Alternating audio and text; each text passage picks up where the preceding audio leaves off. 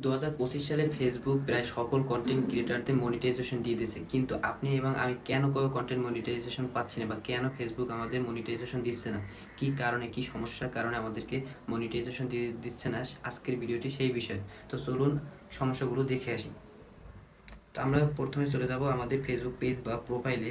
Facebook page বা প্রোফাইলে ঢোকার পর আমরা আমাদের প্রোফাইলে ক্লিক করব। প্রোফাইলে গিয়ে একটু নিচে স্ক্রল করার পর দেখবেন যে মোর অপশন, এই মোর অপশনে আমরা ক্লিক করব। মোর অপশনে ক্লিক করে ভিডিও অপশনে যাব। ভিডিও অপশনে যাওয়ার পর দেখবেন যে নিডস রিভিউ নামে একটা লেখা আছে। এই নিডস রিভিউতে যাব।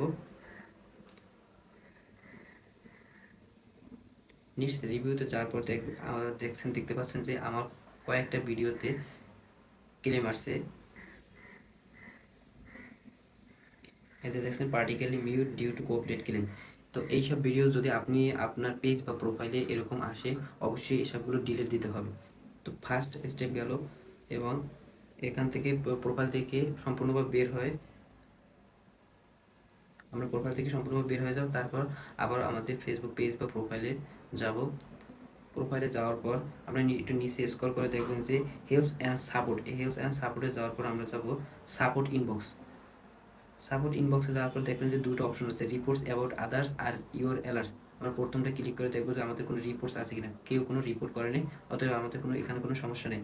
দ্বিতীয়টা যাবে ইউর অ্যালার্টস, নো ভায়োলেশন, কোনো ভিডিওতে ভায়োলেশন নাই, অতএব আমার এই পেজে সমস্যা আছে, কিছু ভিডিওতে কপিরাইট আসছে।